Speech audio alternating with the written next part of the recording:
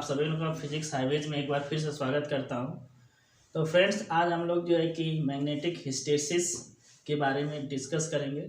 हालांकि ये टॉपिक जो है कि हमने डिटेल में ऑलरेडी इसको जो है कि बताया हुआ है, फिर भी जो है कि इसको जो है कि हम इस वीडियो में बहुत ही साइड में मेन पॉइंट्स को हम लोग इसमें क्या करेंगे, देखेंगे। इसको हम लोग डिटेल में शार्ट में समझेंगे।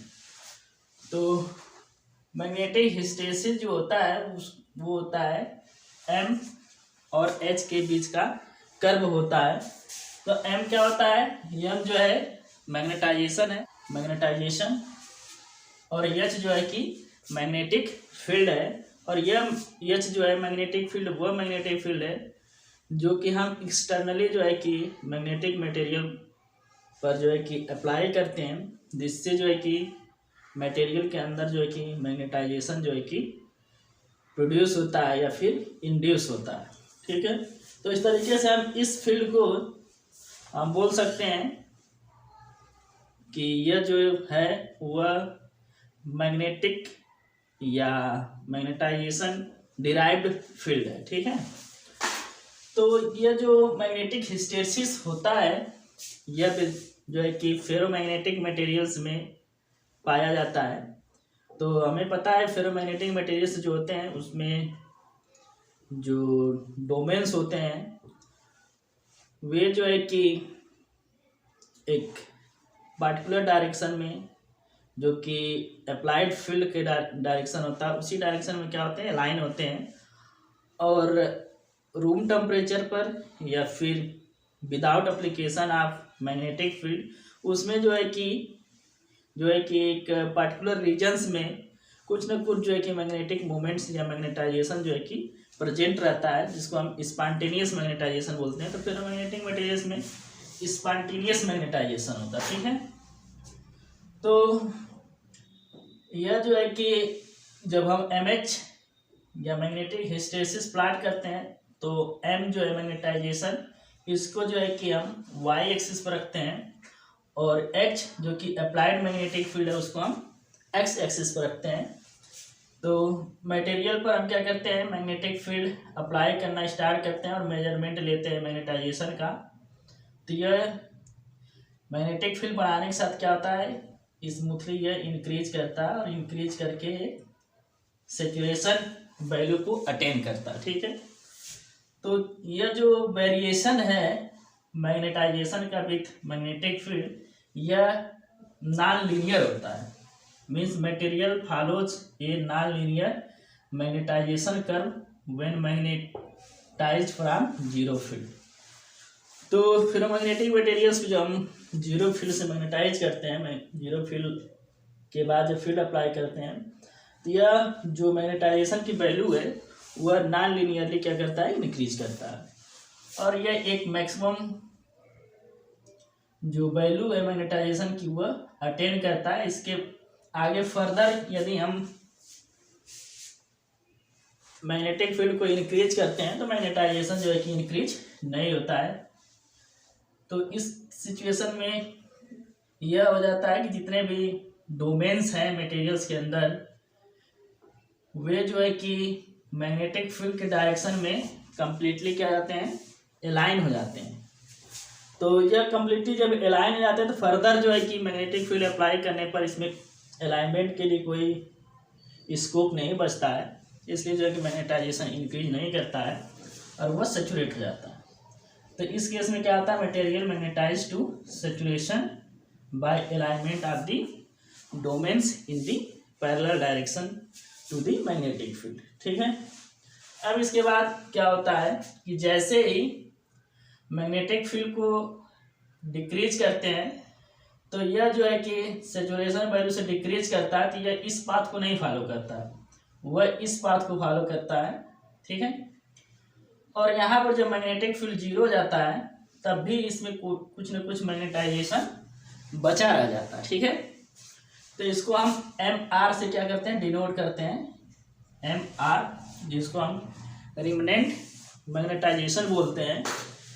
तो इसमें इस समय क्या होता है, when deriving magnetic field drops to zero, तो driving magnetic field means applied magnetic field, the ferromagnetic material retains a considerable degree of magnetization, this is useful as a magnetic memory devices. तो जो magnetic memory devices बनती हैं वह इसी value पर depend करती है, एम आर पर। तो एम आर जिसका ज़्यादा होता है उसको हम बोलते हैं कि वो ज़्यादा उसमें मेमोरी है, ठीक है। तो ये अपने हिस्ट्री को रिमेम्बर करता है, ये जो मटेरियल है। तो उसको ये पता है कि हम पहले से ऑलरेडी मैग्नेटाइज हो चुके हैं, तो इसलिए ये जो है कि मैग्नेटाइज ही रहना चाहता है, ठीक है। तो ये अपनी जो मैग्नेटाइजेशन है उसको वो लूज नहीं करता है इजीली, ठीक है। तो ये इसकी हिस्ट्री याद रहती है, अपनी हिस्ट्री को भूलता नहीं। तो यदि हमें इस मैग्नेटाइजेशन को जीरो करना है तो हमें फर्दर जो है कि अपोजिट डायरेक्शन में क्या करना होगा, मैग्नेटिक फील्ड को अप्लाई करना होगा। तो जैसे जब मैग्नेटिक फील्ड अपोजिट डायरेक्शन में अप्लाई करते हैं तो ये नॉन लिनियरली जो है डिक्रीज करने लगता है मैग्नेटाइजेशन, और एक सर्टेन फील्ड पर जो है कि ये क्या हो जाता है, जीरो हो जाता है। और इस फील्ड की वैल्यू को हम HC बोलते हैं, ठीक है।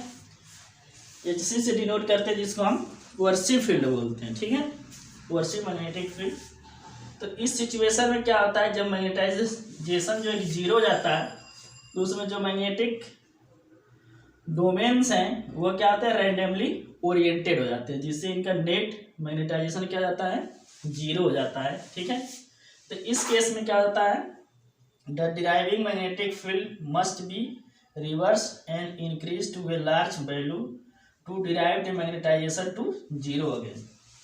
तो जीरो करने के लिए हमें जो है रिवर्स डायरेक्शन में मैग्नेटिक फील्ड अप्लाई करना पड़ता है।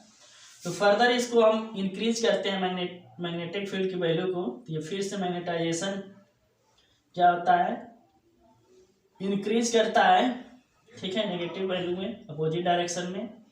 और यहाँ पर फिर आकर के क्या जाता है, सेचुरेट हो जाता है। तो इस केस में क्या जाता है, हमारा जो मटेरियल्स में मैग्नेटिक डोमेन्स हैं वो मैग्नेटिक फील्ड के डायरेक्शन में फिर से अलाइन हो जाते हैं। और इस केस में मैग्नेटिक फील्ड का डायरेक्शन जो है कि पहले वाले केस से अपोजिट है, तो इसलिए इसका जो अलाइनमेंट है वो भी क्या है, पहले वाले के कंपेरिजन में क्या है, अपोजिट, ठीक है।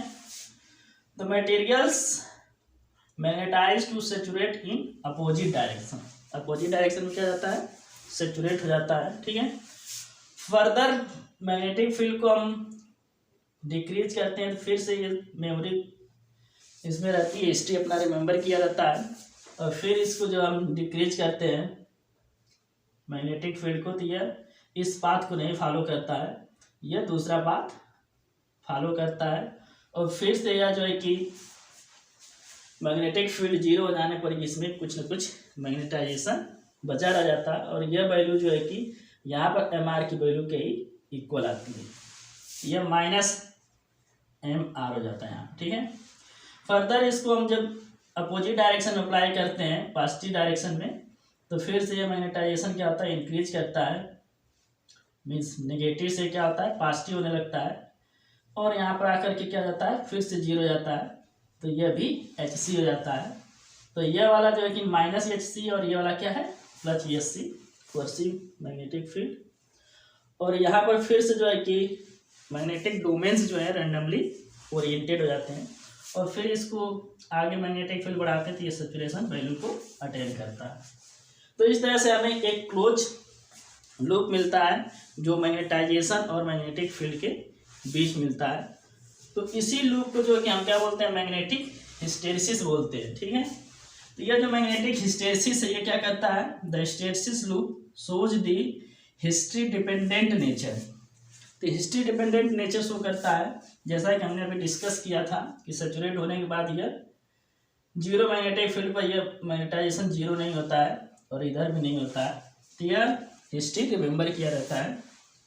Nature of the magnetization of a ferromagnetic material, once the material has been driven to saturation, the magnetizing field can then be drop to zero and the material will retain most of its magnetization, ठीक है। तो इसका जो है कि magnetisation इसमें रह जाता है, इसका मतलब क्या है, इट्स रिमेंबर इट्स हिस्ट्री। तो इसमें जो है कि इतनी हिस्ट्री को रिमेंबर करता है, ठीक है। तो यह होता है रेमनेंट मैग्नेटाइजेशन, और ये Hc जो है Hc फील्ड, ठीक है। जो है कि पूरा डिटेल था मैग्नेटिक हिस्टैरिसीस पर। तो आई होप यह मैग्नेटिक हिस्टैरिसीस का जो शॉर्ट वीडियो था आप लोगों को समझ में आ गया होगा। तो इस वीडियो को लाइक कर दें, अपने दोस्तों में शेयर करें, और साथ ही इस चैनल को सब्सक्राइब कर लें। वीडियो में इतना ही, तब तक के लिए धन्यवाद। जय।